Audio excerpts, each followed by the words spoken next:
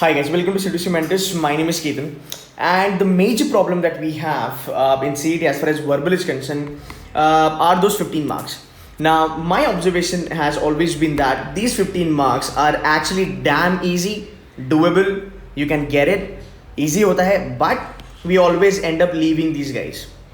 Okay so 15 marks of your RC are going to be make or break. यार एक बात imagine करो, अगर आप पजल्स के बारे में बात करेंगे या फिर आप डीआई के बारे में बात करेंगे या फिर आप किसी भी चीज़ के बारे में बात करेंगे, राइट, ये मोस्टली सब लोग करते हैं.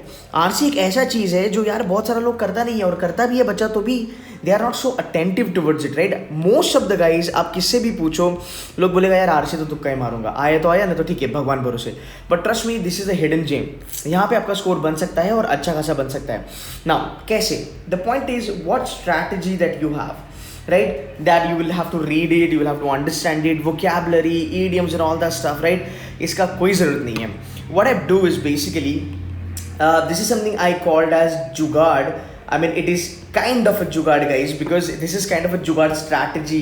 इसको हम ऐसा भी बोल सकते हैं, right. इसमें होता क्या है that you don't have to read a lot of your RC, ठीक है.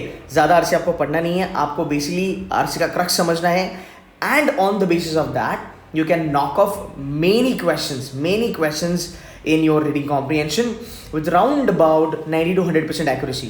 हाँ, मैं ये नहीं गारंटी कर रहा हूँ कि आप 100% क्वेश्चंस क्रैक करोगे. अगर दिन अच्छा हुआ, अगर आरसी आपका इजी आया, short every question you will be able to solve with 100% accuracy. But I can guarantee you 80%, 70 to 80% आपके क्वेश्चन सही से ही बनेंगे with 100% accuracy. So in this video I'm going to tell you how this jugaad strategy basically works as far as your RCs are concerned.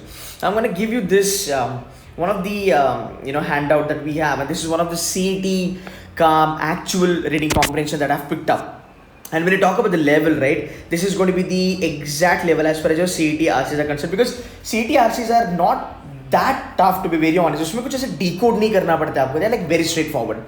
Now let's just understand this. I'm going to explain this strategy to you. So let's say ये आपके screen पे है, right. ये passage आपने उठाया.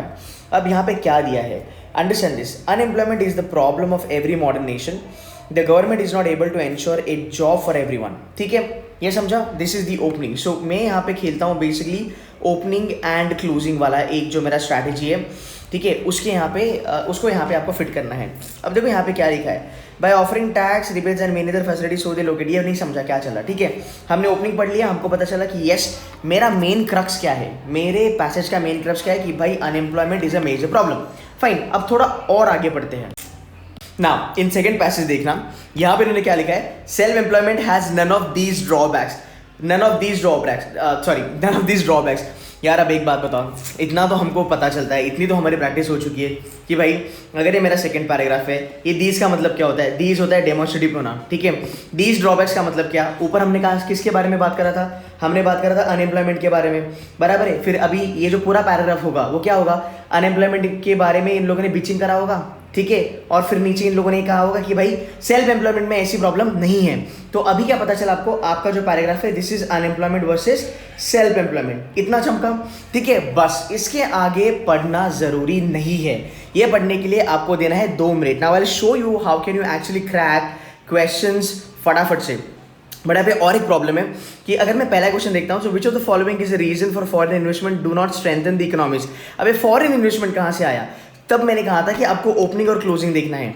अगर हम closing के बारे में बात करते हैं, यहाँ पे देखो पहले पैसेज का क्लोजिंग हमने नहीं पढ़ा था. So it says what it says is okay, economy of the host country and the profits of such foreign investments are carried back to the parent company. ठीक है, यहाँ पे इसके बारे में बात किया, तो ओपनिंग और क्लोजिंग यहाँ पे फिट हुआ, ठीक है. तो ये समझ गया, ठीक है. अब देखो इसको सॉल्व कैसे करेंगे. क्वेश्चन नंबर 1 क्या बोला है? which of the following is reason foreign investments do not strengthen the economies of host nation. मतलब मैं आपको एक्सप्लेन कर रहा हूँ कि ऐसा कौन से रीज़न है बिकॉज ऑफ विच जो होस्ट नेशन होते हैं, जहाँ पे बाहर की कंपनीज आके अपना डेरा डाल देते हैं, तो ऐसी कौन सी रीज़न है बिकॉज ऑफ विच वहाँ पे वो इकोनॉमी स्ट्रांग नहीं हो पाती, राइट. होस्ट का इकोनॉमी स्ट्रांग नहीं हो पाती. अब जुगाड़ देखो कैसे लगाने का. सबसे पहला चीज़ आउट ऑफ द कॉन्टेक्स्ट, ठीक है. ये एक हो गया, मतलब कुछ अलग ही टॉपिक के बारे में बात कर रहा है. फिर there is something called as nonsense, ठीक है. ये CET का पेटेंट है. ऐसे ऑप्शन आपको भर भर के मिलेंगे. आई कैन गारंटी यू 5 में से आपके 2 ऑप्शन ऐसे मिलेंगे जिसका कोई मतलब है ही नहीं. वो देख के पता चलेगा कि यार ये बकवास है. ठीक है. So now you need to understand कि ये वाला फंडा चलेगा and this is the reason आपका जुगाड़ स्ट्रैटेजी बहुत सॉलिड वर्क करेगा. Now let's do this. Okay, नीचे से चलते हैं. ठीक है. The profit earned by such enterprises for anything beyond the salaries of employees. बकवास. The employees of parent company demand extra pay from profit. बकवास. The profit of such enterprise does not remain in the host nation, rather it goes back to the shareholders. ठीक है. The parent company all the profit नहीं होता. This is also out. Answer is B for Bombay. इसका मतलब क्या कि वो profit अपने कंट्री में लेके जाते हैं, होस्ट कंपनी को कुछ नहीं मिलता.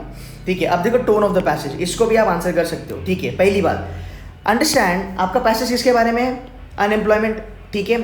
फिर हम बात करेंगे फॉरेन कंपनीज, फिर करेंगे सेल्फ एम्प्लॉयमेंट. ठीक है. इसका कैटेगरी क्या है? Economics, right. अब इकोनॉमिक्स या फिर अनएम्प्लॉयमेंट वाला जो पैराग्राफ है वो ऑफेंसिव तो नहीं हो सकता, सटायरिकल नहीं हो सकता, मजाक चल रहा है तो ह्यूमरस भी नहीं हो सकता, बराबर, स्पेकुलेटिव भी नहीं हो सकता. बाय डिफॉल्ट आंसर बनेगा एनालिटिकल. ठीक है. Fine. Now let's move head और एक क्वेश्चन यहाँ पे करके देखते हैं.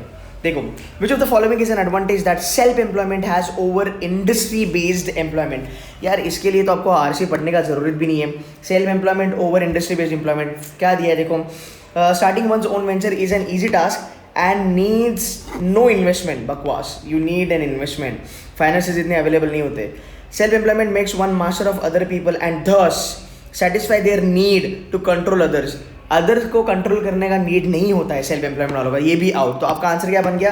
Number 1, the work timings are highly flexible. कुछ नहीं, दिमाग ही नहीं लगाने का यहाँ पे, सिंपल सी बात है.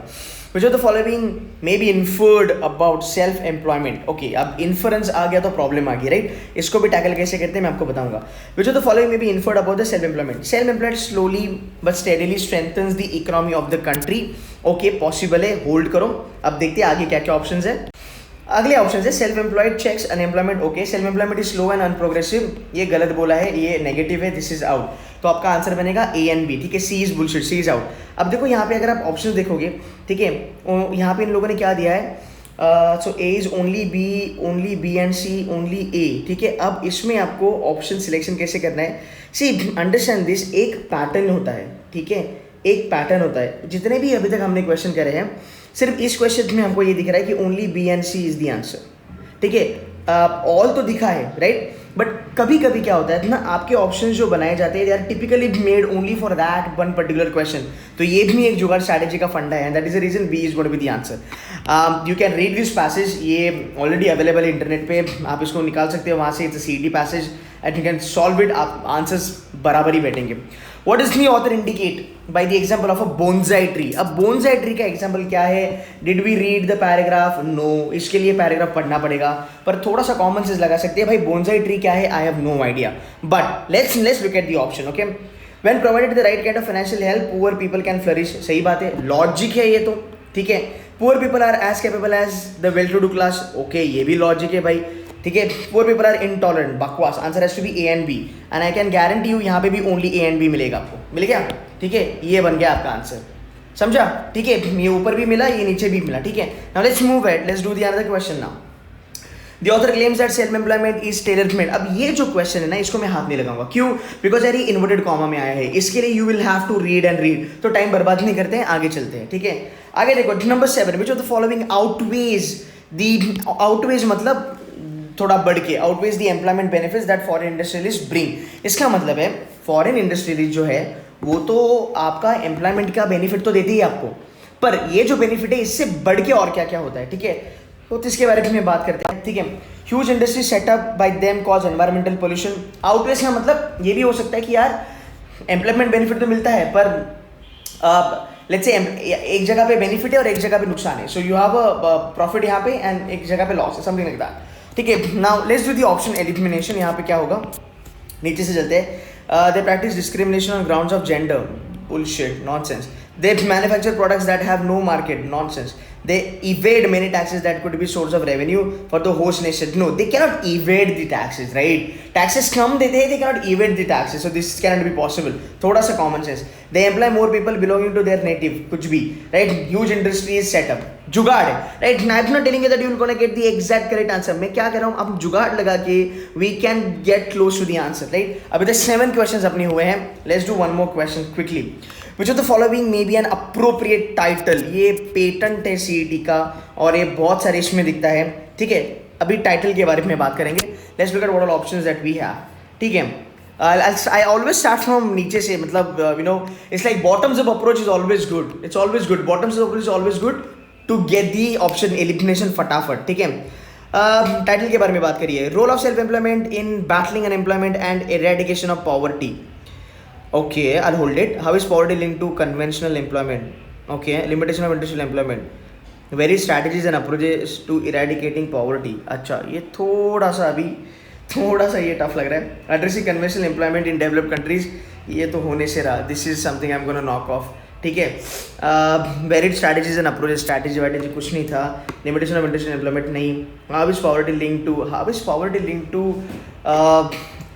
conventional employment? Doesn't make any sense. It's a question mark. मोटा, I mean on a broader sense आपका आंसर ये होना चाहिए. ठीक है. Which of the following is true as per the passage. अब लोग बोलेंगे सर इसको पढ़ना पड़ेगा. पढ़ने का जरूरत नहीं है, इसको भी फोड़ सकते हैं. थोड़ा सा इसको रीड करेंगे. अकॉर्डिंग टू द पैसेज क्या सही है. ठीक है. Small scale industries produce as much toxic waste. Out. कुछ भी गलत. Finance for poor is readily available in the developed nations of the world. This is out. नहीं होता available. Self employment is beneficial only. Extreme. Out. Self employment is not glamorous and conventional. That's your answer. Simple सी बात है. ठीक है. अब ये हो गया आपका पूरा का पूरा पैसेज. मुझे बस एक क्वेश्चन में यहाँ पे डाउट है, बाकी सब question I am sure short सही है. तो 9 में से आपके 8 क्वेश्चन बन गए sir. This is called as your jugaad strategy rather than marking तुक्का अंधाधुंध. Right. It's always good to kind of do this, like opening closing थोड़ा कर लिया, थोड़ा बहुत पैसेज देख लिया और उसके बाद फिर लॉजिकल अंडरस्टैंडिंग पे खेल के आपने इसको मार्क कर लिया. ट्रस्ट मी, हमने जो भी 8 क्वेश्चंस करे हैं आई कैन गारंटी यू उसके आंसर्स 100% करेक्ट है यार. विदाउट तुक्का, just by giving round about 4 to 5 minutes अगर आप 8 क्वेश्चंस लेके आते हो उसमें क्या बुराई है. और मैंने कितने लाइन्स पढ़े थे पूरे पारसी के? 4 लाइन पढ़े थे. अब आपको एक डाउट होगा यहाँ पे, आप बोलेंगे सर नोटा का मतलब है none of the above, none of these करके हर एक क्वेश्चन में आंसर है. तो अगर हर एक क्वेश्चन में आंसर है तो टेंशन मत लेना. जहां तक सीईटी का लेवल है, नन ऑफ दीज बहुत रेयर होता है. बहुत रेयर होता है. 9 out of 1 question out of 9 question can have none of these. फिर भी अगर मान लो -1 कर लिया, मेरे 7 क्वेश्चन सही आए out of 9.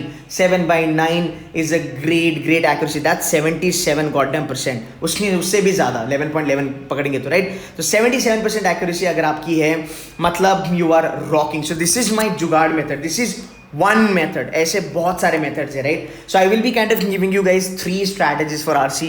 This is one of the strategy. अगर if you can apply I can guarantee आपको results मिलेगा.